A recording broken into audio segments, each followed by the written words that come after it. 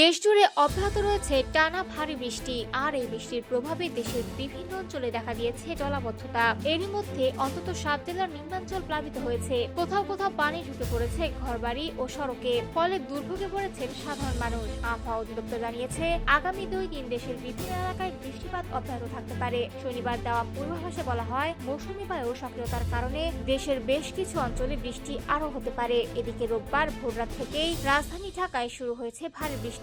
সকাল থেকে টানা বৃষ্টিতে বিভিন্ন এলাকায় তৈরি হয়েছে জলাবদ্ধতা। এতে অফিসগামী মানুষ, শিক্ষার্থী এবং নিম্ন আয়ের শ্রমজীবী মানুষের স্বাভাবিক জীবনযাত্রা ব্যাহত হচ্ছে।